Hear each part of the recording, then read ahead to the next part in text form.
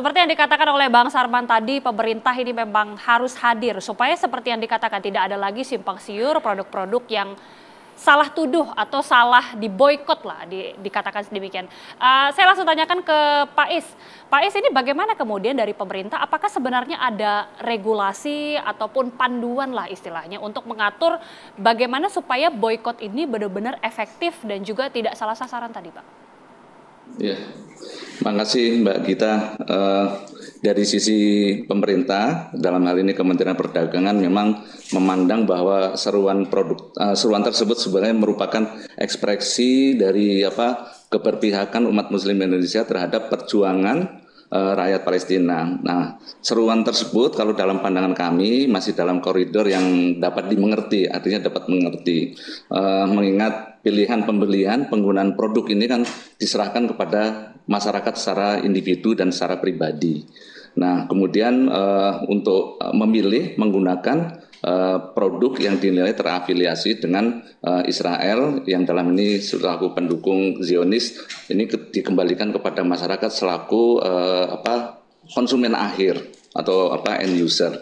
Nah, namun dalam hal ini pemerintah juga tidak mendukung kalau aksi ini kemudian aksi boikot ini digunakan pihak-pihak tertentu, misalkan melakukan sweeping, kemudian melakukan bullying dan sebagainya. Sweeping ini contohnya apabila ada ormas kemudian melakukan sweeping ke retail-retail modern dalam hal ini, kemudian menurunkan, kemudian menyegel produk-produk tertentu yang dianggap terafiliasi dengan Israel.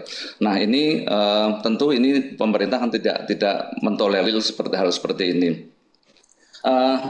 Kemudian terkait sikap pemerintah dalam hal ini memang pemerintah tidak mengeluarkan daftar atau list yang sebagaimana kita berbicara pada beberapa waktu yang lalu mengenai produk-produk yang diduga terafiliasi dengan Israel, karena ini kan perlu pembuktian yang panjang, jadi pembuktian panjang mengenai terafiliasinya itu seperti apa. Tentu ini dengan pembuktian dari sisi aspek legal nanti ini perlu dibutuhkan secara panjang. Nah, kemudian yang khawatirkan dari pemerintah ini adalah terkait dengan apabila tadi sampaikan Pak Sarman juga bahwa apabila ini juga digunakan oleh pesaing-pesaing untuk produk yang sama yang nantinya menjadi persaingan tidak sehat, karena dengan satu produk yang sama kemudian ini digunakan menjatuhkan produk yang sama, ini tentu akan menjadi persaingan yang tidak sehat buat yang buat pelaku usaha yang kurang bertanggung jawab. Seperti yang sampaikan Pak Sarman juga bahwa momen ini pemerintah sedang mengalami, atau Indonesia ini sedang mengalami pertumbuhan ekonomi yang positif, trennya cukup positif, bahwa pertumbuhannya di atas 5%. Ini juga akan apabila ini juga akan berlarut-larut, ini tentu akan mengganggu pertumbuhan ekonomi. Jadi ini yang menjadi khawatiran dari pemerintah dalam hal ini Kementerian Perdagangan. Sikap kami di Kementerian Perdagangan tadi yang seperti pertama adalah tidak mentolerir apabila melakukan sweeping. Kemudian dalam pandangan kami beberapa waktu yang lalu kami juga melakukan pertemuan dengan para pelaku usaha yang mengharapkan yang pertama untuk mendukung satu adalah mencegah terjadinya sweeping, yang kemudian terjadinya bullying, karena ada beberapa karyawan yang bekerja di perusahaan-perusahaan tertentu itu mendapat bullying dari masyarakat. Tentu hal ini itu himbauan yang kami lakukan kepada masyarakat secara luas. Ini yang coba kami lakukan ke masyarakat sehingga ini tidak terjadi gitu. Karena dari laporan yang disampaikan kepada kami juga beberapa pelaku usaha tadi, di samping tadi ada terjadi bullying dan sebagainya, juga penurunannya itu cukup signifikan bagi pelaku usaha. Ada yang menyampaikan antara 20 sampai 30%. Ini agak lumayan buat pelaku usaha.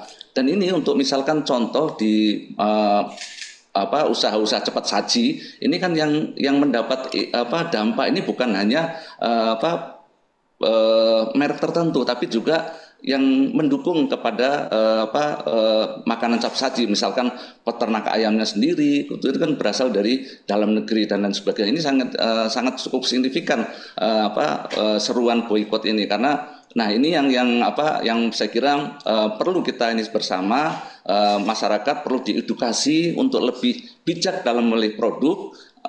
Tadi disampaikan oleh Profesor Niam bahwa ini harus mana yang haram lidhoirihi, mana haram yang lighoirihi, dan ini yang saya pikir ini kita tentu sebagaimana pertemuan kami dengan MUI juga udah sepakat untuk sama-sama mensosialisasikan kepada masyarakat dan membuat question and answer terkait dengan edukasi kepada masyarakat untuk lebih bijak melakukan dalam melakukan pembelian atau menggunakan produk, karena yang kita ini adalah mana yang haram karena zatnya, mana yang haram ke ini. Jadi kita serahkan kepada masyarakat, tapi jangan sampai hal ini menjadi persaingan tidak sehat, kemudian menjadi kampanye buruk buat pelaku usaha yang harusnya tidak terdampak malah terdampak. Jadi ini yang harus kita cegah secara bersama-sama. Saya kira itu Mbak Gita. Iya.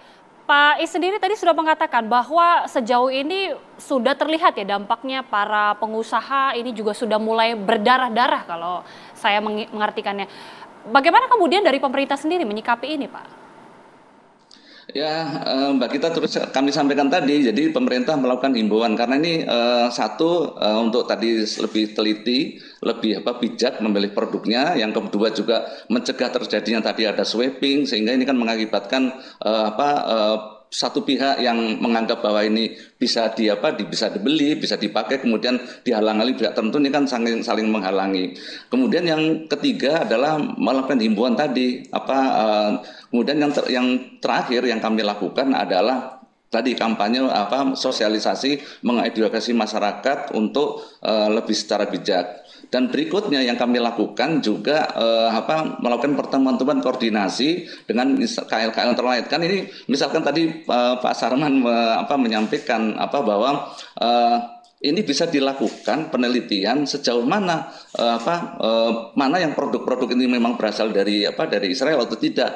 Itu pun melakukan koordinasi dengan KL-KL terkait, karena misalnya dari segi investasi ini tentu menyangkut BKPM gitu. Nah ini kan Kementerian Perdagangan sejauh ini yang berhubung langsung dengan Kementerian Perdagangan adalah terkait ekspor impornya. Nah dalam hal ini pemerintah Indonesia itu kan tidak mempunyai hubungan diplomatik maupun hubungan dagang secara langsung tidak langsung secara langsung dengan Israel. Jadi ini yang menjadi ini bahwa secara langsung pemerintah Indonesia tidak mempunyai hubungan diplomatik maupun hubungan dagang. Kalaupun ada produk-produk yang tadi produk Israel dari Israel ini karena produk yang masuk melalui negara ketiga, dan ini yang perlu masyarakat. Tapi sekali lagi bahwa yang perlu dicegah adalah tadi salah sasaran, sampai disampaikan Pak Sarman juga ini, karena salah sasaran ini jangan sampai harusnya tidak terafiliasi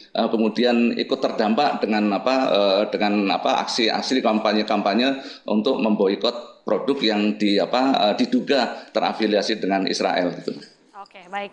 Nanti usai jeda saya akan langsung tanyakan juga ke Pak Faisal. Apakah memang upaya yang sudah dilakukan pemerintah berupa himbauan, berupa koordinasi dan juga sosialisasi ini sudah cukup? Apalagi melihat ini sudah mulai berdampak terhadap ekonomi Indonesia. Apalagi yang dikatakan Bang Sarman, memasuki bulan Ramadan ini perputaran uang ini akan sangat-sangat berpengaruh. Bagaimana dampaknya untuk ekonomi RI nanti, Pak? Usai jeda kami kembali saat lagi, pemirsa.